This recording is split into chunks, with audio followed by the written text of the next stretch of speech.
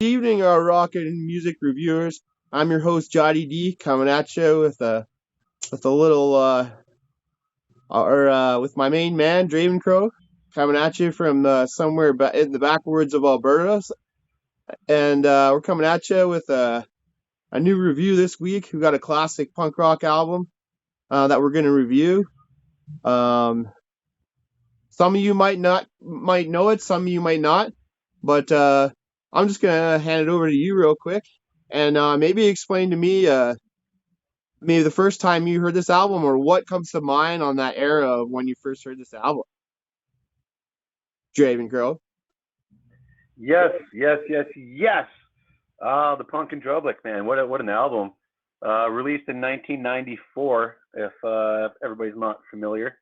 Yeah, 1994. I got to be like 11 or 12 or something like that, and I'm getting into the skateboarding stuff. And the block that I lived on, like the street I lived on, had like 4 or 5 people that I went to school with, and like 3 or 4 of those people were into skateboarding. They had older brothers and stuff like that, so like would be skateboarding on the street and have the ghetto blaster plugged in, and like the first time I heard it was skateboarding on the street. It was this album, and it was just so fast and so gnarly, and like just as punk could get. Like, I don't know, you can argue that there's more punk things than NoFX, but I think they've spanned the time, and their albums hold up really well. But this one in particular is like got to be the gold standard of punk for me in particular. Yeah.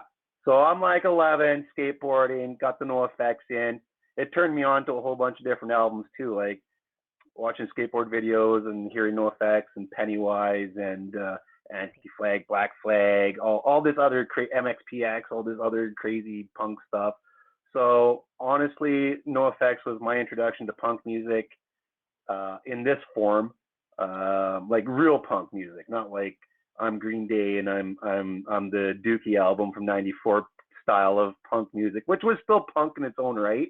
But this is like these guys weren't doing it for commercial success at all. This was just like straight up. This is a lifestyle. It's an attitude. It's no effects, and top through bottom, bottom through top. We say this every time we do a review, but this is one of those albums you just put on. It's only 39 minutes and 55 seconds, but you can run through this about 100 times and it never gets old. So many great tracks on this. So that's my introduction to this, was on the streets of backwoods of Alberta, just doing some skateboarding, and that's how I got onto the NoFX, man. So how about you? Oh yeah, so I know what I had heard. I actually just heard this album because you kind of brought it up for the review, and that's the first time I actually got to rip it front to back, because I knew a couple songs on there because they had a little bit of success, but um there wasn't a point where I had actually had a chance to listen to the whole thing previous to about 2 weeks ago. So I had about 2 weeks to grind with this album, and Nice. yeah, I definitely grown to like it more and more the more I listen to it. So I can understand that nostalgia to it, right? I was that guy that was listening to Green Day or whatever, right? Because it's true. It's either you have the album or someone else has the album, and those are kind of the albums you get to listen to back in the day, right? You can't just like open an app like we can now and just be like, oh yeah, let's just try this though, right? But yeah, the first time I got to listen to this album front to back, and definitely a great punk album. But I'll let you continue on. I know, maybe just give us a. Well, obviously, you kind of did share with us how much it kind of influenced you, but and that's probably one of the reasons why you picked this album, I'm sure, right? Yeah, man, and I don't want to harsh on anybody's mellow about listening to Green Day or anything, No. because I Mm. had that album, and it was a big influence too. I mean, we could do a whole review on that album too, because that was like such a big influence, I think, on a lot of people. It was that nice commercialized, it was mellow per se, and maybe that's what got you into maybe more hardcore stuff. And I wouldn't say NoFX is hardcore, but it is by definition punk music for sure. Yeah, 110%. I don't know. Just a little bit more like watching skateboard videos and stuff like that. The soundtracks to those skateboard videos. We were just talking about that the other day. I was telling you about that Toy Machine skateboard video. what was that? Back to Hell or whatever the name of that skateboard video was. But like, I went back through and listened to that, and like the soundtrack that's playing is all like just the most classic hardcore punk stuff you could ever listen to. And yeah, so it was pretty. It's nostalgic in the way that like I remember being in my basement. I had an unfinished basement, and I was learning to skateboard like when I couldn't be outside or after I was done my homework from school. I'd go in the basement because it was all cement down there, and I just put on NoFX or whatever and just skateboard down in the basement listening to this stuff. Like it really did have a real special spot in my heart, and I guess that's why I chose this album because I don't know who listens to these videos that we're doing, but if you are listening and you haven't heard this, you got to put it on the old disc player, put it on the rotation, get it on your streaming. Like you were saying though, you back in the day there was no YouTubes, no nothing like that. So like what your friend, it usually was like your older friends that had the cool stuff, right? That's kind of how you got onto some interesting stuff. If you had an older brother or something like that, or an older sister, and they had different music that you were listening to, that's how you got onto it. But I was an only child, but I had tons of friends, and yeah, this one's like, I mean, like, man, there's so many songs. I don't even want to list what's my favorite song off this because there's just so many to go through. I would say all of them, but yeah. And what they got, I was just looking at it. They got 15 studio albums entirely. I thought this was their second album, but it's actually their fourth studio album. This is their fourth one, and it had the most commercial success that any other NoFX album has had. 500,000 copies in the U.S., a million worldwide, certified gold. I don't think they ever reached more commercial success than they did. Mid '90s was like superb for punk music for sure, man. Yeah. Yeah, and it's like what you What do you said. say? It's like what you said there. Like my one buddy, his brother had some Pennywise albums that we ripped, and but only one person I know had some No Effects, and I never got a chance to rip that album back in the day.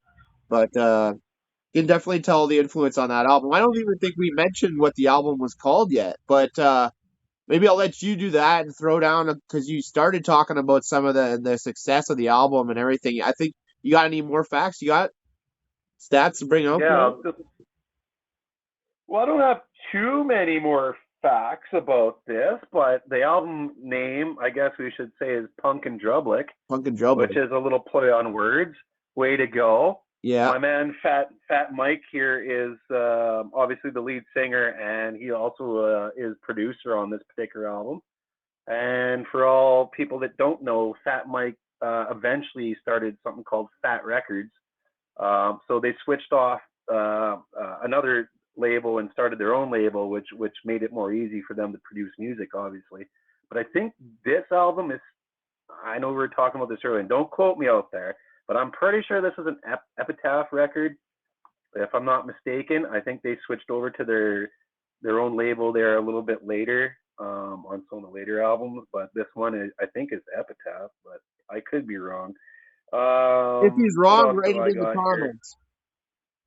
Yeah, rate it in the comments. Rate me up. Just give me a good lashing for being wrong. But I mean, you can always go look it up yourself if you want to get interested in music and stuff like that. That's probably the best thing to do is go ahead and check it out. More information.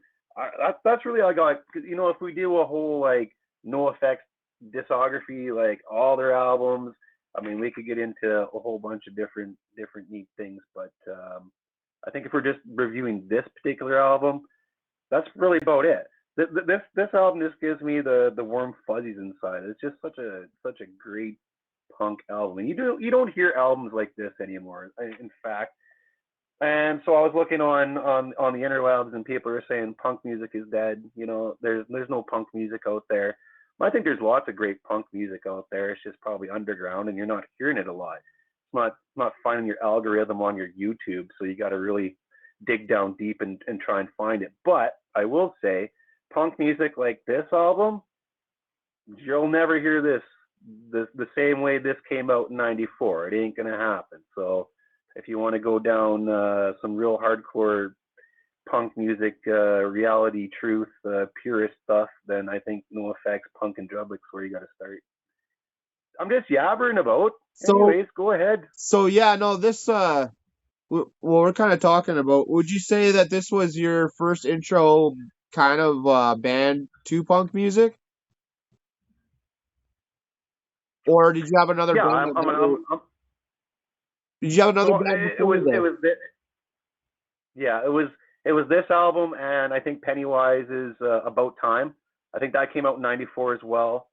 That was on some skateboard videos that I was and we could do a whole Pennywise section too, especially that album About Time. Man, that's a front to back, top to bottom ripper too, and it's got a whole different attitude than this one does. It's not like it doesn't have that same. It's more, I think, more politically charged or lyrically a little more sophisticated per se. Um, you know what? I don't even want to say that because this album has a lot to say too. I would say that Pennywise album just was a little more genre focused on government and anti-socialism and such like this. So I think that's a whole different category of punk music. But yes, this would be my introduction to punk music, like punk music, not Green Day punk, not commercial pop punk, not Good Charlotte, not Blink 182 style of punk style, but this is, in my opinion, some good pure form of it's just punk music, man. They don't give two foos. They're just going out there ripping, drinking the beers, doing the things. But if you listen to their lyrical content, they're actually really smart guys. Like they're what's that Perfect Government off of this album? You Yeah. like that song? Go ahead and give that a little listen to lyrically without the flash of the music and listen to what they're saying. It's way ahead of its time. Like it's good stuff. And I'll just kind of fill in real quick. My intro to punk, it was a little bit of that Green Day, and the first album, like I had gotten the Dookie album, but I ended up getting the Blink 182 album, the Dude Ranch, which is the most punkish album, I would say, one of the most punkish albums from Blink 182 before they got really commercialized. But if you listen to that, you listen to it, or you're familiar with Dude Ranch, um, and you go back and you listen to a NoFX album, you'll know exactly where they got that influence from, and it's definitely NoFX, 100%. Like it sounds a lot like Blink started really trying to get a sound before they had a sound of their own, I guess. Trying to sound like NoFX, no doubt. And why wouldn't you, right? Because they were the hippest thing I would think at that time, one upcoming thing. But yeah, it is interesting how you were talking about Fat Mike and how they started this band, and from what I heard, is they're doing it because they wanted to do it, and that's kind of what punk is. They weren't making money for like 9 years. They toured 9 years, and basically probably put everything back into what they were doing so they could try to continue doing what they were doing, but seen really no profits of success for 9 years, and then all of a sudden, right? So I'll just teach anybody like a success lesson. There is sometimes you got to keep doing things even if you're not making money. You just want to do them because you want to do them, right? Like don't let anybody stop you. Put your money into yourself if that's what you want to do, right? So that's just thought I'd share a couple things on that. But we can get into some tracks. Why don't you say a couple? What tracks I'd say when you were first listening to that back in the day in the basement? I know you said the whole thing through, but I mean, if you owned it earlier on, you probably heard it before those tracks got big. I think like Linoleum, right, and Don't Call Me White. Like some of those tracks are pretty iconic to this day, right? And I think it's just been a longevity of I it. would Go ahead. Yeah, I would say your metaphorical foreshadowing about keep doing things and because you love it. Don't do it for the money. Do it because you want to do it, and eventually good things will come from keeping yourself going and doing the right thing. If it's in your heart and that's what you love, you do it not for the money. You don't do it for the spite. You just do it for the cause, right? Yeah. Yeah, good segue. Good segue. Yeah, okay. So Linoleum, boom, starts off with just a smash you in the face banger. Linoleum's got to be one of my favorite songs by this band, 10 Ways to Sunday. Yeah, eh? Uh, Leave It Alone follows up with just a start, a hard hit. Uh, Dig, The Cause, Don't Call Me White, My Heart Is Yearning, Perfect Garbage. Okay, so The Bruise is probably one of my favorites off of this. All of my buddies that when we listen to NoFX, we'd put The Bruise on and just get absolutely stupid, freaking nuts with it. Like it was the thing, right? And there's a little bit of a play on words. They call it The Bruise with anti swastika tattoos. And bruise probably rhymes with another word that I'm not going to say on this YouTube channel because I don't want to get in trouble. But if you can extrapolate some information from that song, it's kind of it's a really intellectual song actually if you think about it. It's pretty good. So I love The Bruise, really good. Dying Degree is probably, when I was growing up, my ears don't work that well, and I thought it was Diane the Great. I always heard of this Diane the Great, I and always do then that. I like always do that. I just put my own words into the Yeah. song, but then like many many years later, I'm like, oh, I think I just looked at the song title. I was like, no, it's Diane Degree. That's a great song too. Fleas, I got shit on my balls itching and scritching. I love it.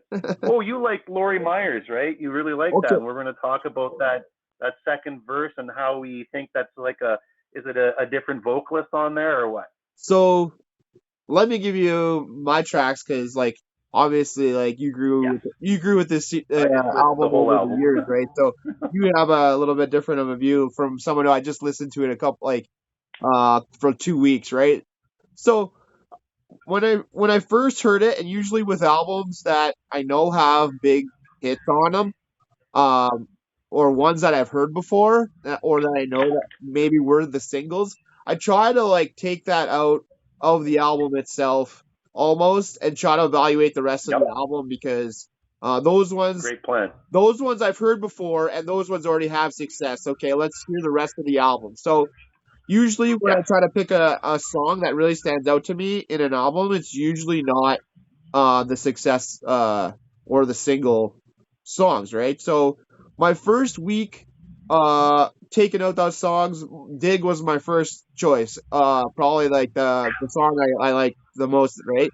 And then yep, it turned into probably the Quaz. I don't know. The Quaz and Dig, I don't know. I yep, like both those songs.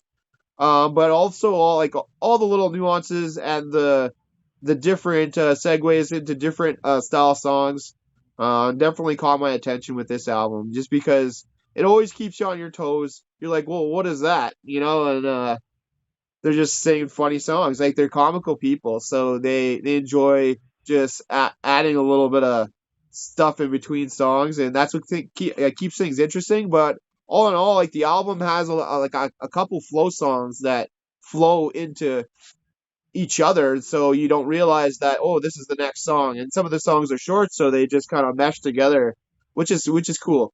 And I like that. So all in all, I mean, you're getting 17 tracks on this album. It is like what was the time on that one you said? 39 minutes and 55 seconds. Yeah. Kept her So short, kept her sweet, but man, is it good. yeah, exactly. Exactly. And you can rip it from front to back easily. And you all of a sudden you're like, "Oh, it's over." And am I wrong? There's a secret song kind of like Dookie? Yep. If you wait from the last track, you'll get well, he's more punk than me, and then they do a whole bunch of like character voices and funny stuff like that, and it's worth the wait. You just let that play through and hit it, and it's so funny, man. Okay, so could be possibly the most important question, or maybe the next two questions maybe are the most important, but this one especially. Let me just look at my notes here. Okay, here we go. Why did the cat get so fat? Well, yes, it's such a wonderful political statement about government and how every how did the cat get so fat? Well, you keep feeding the son of a gun. That's Yeah, what the problem is. yeah, yeah. You just keep stuffing food in its mouth, and it'll just keep eating because it's not going to say no. No. Is that a reference towards like how people just keep stuffing taxes into the government's pockets and they just keep taking it and doing stupid shit with it? Yes, probably. Good political reference without being political. They don't take themselves so seriously. No effects. They really don't. They're smart guys that know smart things, but they approach it in a way that's uh, uh, the average person can grasp onto it. And even if you don't grasp onto the concept that they're talking about, it's just a freaking cool song. How did the cat get so fat? Maybe you're talking about a real cat. I don't know. Maybe you're talking about the government. I don't know. I just love that they don't take themselves that serious, but they do at the same time. They kind of like straddle that line of being super intellectual, but being a bunch of nonsense punk guys that just go about drinking and being a bunch of weirdos and stuff like that. I just love that. I think it's such a neat balance of smartness meets I don't care means I'm still kind of caring. Like they really straddle that line for me. I like that. Yeah. How did the cat get so fat? How did the cat That's get right. so fat? So maybe right before we go into the album, rating the album, you want to just do a quick brief description on maybe the documentary that was made, and Mm. I'll do a link in the description for anybody who wants to view that documentary. But maybe just tell them real quick about that a little bit. Yeah, okay. So, yeah, I didn't have this in my notes, so I'm just going to go off the cuff. But Yeah, you sent me the link to the video. It's a documentary about NoFX and how they set up this um, venue, the a gala base. Basically, it's like what did they say? If it was like if it was free booze, shoot, free booze. yeah, if it's yeah. Anyways, long story short, a bunch of bands from a long time ago that maybe have gotten just a little bit older, like grew up, and there was this venue for them. They called it Punk and Drublic. It was a festival, and I guess Fat Mike said some stuff on stage about some stuff. I guess we won't get into You it, say it's but offensive, maybe people took it it offensive. was well, he's always just joking, and it really was just a joke. Was it a tasteful joke? Maybe not. So the sponsors pulled out, all the people pulled out, and so unfortunately, NoFX and especially Fat Mike had to watch their baby that they created, this festival, go on without them. And the fans were pretty upset that NoFX wasn't at their own event, and that was kind of crappy. It's just like everybody just needs to just chill out sometimes. People say stuff that maybe is not tasteful, but they're not saying it because they're bad people. Maybe he had too many vodkas and he thought it was going to be funny. I've been on the receiving end of I've had too many drinks and said something I thought was funny and it didn't work out too well. And you know what? You're just a person at the end of the day. It's not the end of the world. So, anyways, long story short, check out the documentary. You're gonna love it. It kind of gives you a brief history in a small little window of NoFX and what they're doing. But it is a really good documentary. So you said you'll put the description in the link below. Anyways, long story short, NoFX comes back a year later. Everybody's forgotten about it because that's the society we live in. Oh, nobody cares what happened a year ago. There's something else to get mad about now. So we've moved on. NoFX for life. I wish that wouldn't have happened to him, but it did. And there is consequences, I guess, for saying things that you shouldn't. But long story short, click the description in the links below and check out that documentary. It's a good documentary.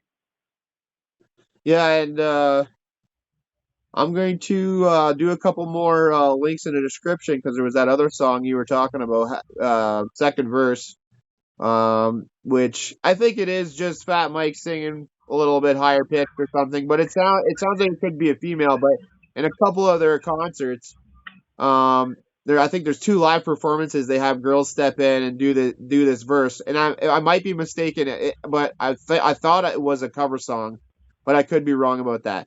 But what was it, Lawyer Myers? Is that what it was? Yeah. Yeah, Lori Myers. Yeah. So Well, you and you know guys what? can debate, or somebody can tell us if the original recording was just Fat Mike, or they had somebody else step in for that. Either way, the one video, the girl just kills it. It just like sounds exactly like the recording, in my opinion. And I just thought that was kind of neat because I didn't think she was on the original recording, but she sounds exactly like it, which is awesome. But as for a punk album, I'm gonna give this a solid 9 myself. Great album. So, yeah, what would you say for rating? Yeah. Well, if we're gonna get to the review, I know we don't have all day and all night to talk about stuff. We got to keep stuff to a reasonable video length because I could just keep yapping about stuff. But NoFX Punk in Drublic, 1994. I'm gonna give this one a 9.6.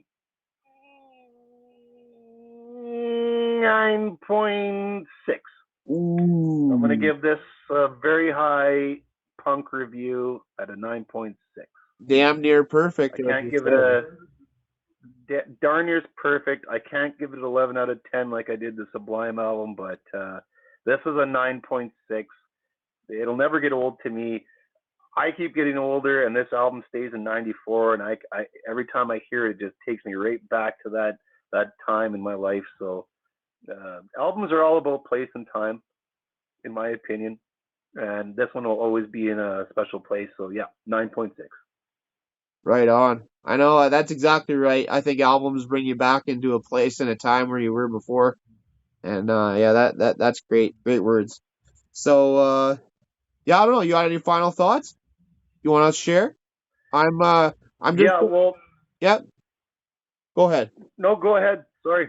No, I was just gonna say we're gonna set up after this and come up with some new reviews that we're gonna do next, and I believe it's my turn to pick. I think I'm gonna be picking something. I got a little game for him to play, and I'm gonna give him some choices. He's gonna get back to me, but somewhere in between, it's gonna be probably Goldfinger, Ill Scarlet, or Dirty Heads. So stay tuned to see which ones Oh we're gonna review. man. But final thoughts, I think it's a great album. I think everybody should give it a rip. And if you've heard other NoFX albums, compare as you dare, I guess, and see where you guys rate this album out of your list for NoFX albums. But yeah, go ahead, end it off there, Jericho. Yeah, I just want to say thank you, man, for indulging me and listening to one of my favorite punk albums and a nostalgia thing for me. And I'm glad that you got to rip it for 2 weeks and get it into you. And that's kind of the thing that I love is if you heard this and you liked it and you got a couple songs you like. So uh, God bless everybody out there and thanks for listening. I hope you have a good night. Yes. Good evenings for everyone. We'll talk to you guys later.